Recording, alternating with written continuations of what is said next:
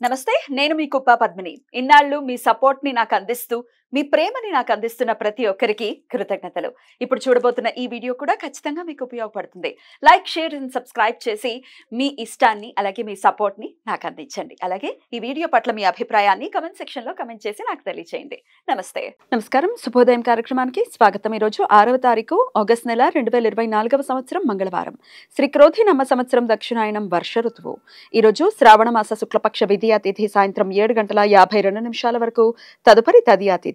మఖా నక్షత్రం సాయంత్రం 5:44 వరకు తదుపరి పూర్వ ఫల్గుని నక్షత్రం వరియన యోగం పగలు 11 గంటల వరకు తదుపరి పరిఘ యోగం బాలవ కరణం ఉదయం 6:54 వరకు కౌలవ కరణం సాయంత్రం 7:52 వరకు తదుపరి తైతుల కరణం ఉంటాయి నక్షత్ర వర్జం తెల్లవారుజామున 4:33 నుండి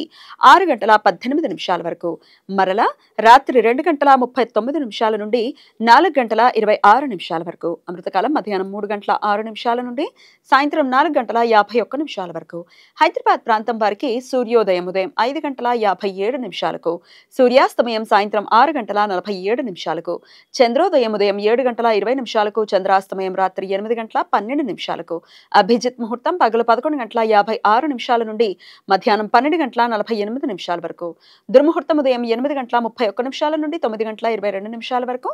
మరల రాత్రి 11:15 నుండి 12 గంటల వరకు రాహుకాలం మధ్యాహ్నం 3:34 నుండి సాయంత్రం 5:11 వరకు గుళిక కాలం మధ్యాహ్నం 12:22 నుండి 1:58 వరకు యమగండం ఉదయం 9:09 నుండి 10:46 వరకు ఈరోజు బలభద్ర జయంతి పూరి జగన్నాథ సాంప్రదాయంలో ప్రధాన ముగ్గురు మూర్తులలో బలభద్రుడు ఒకరు దక్షిణ భారతదేశంలో ఈరోజు మొదటి మంగళగౌరి వ్రతం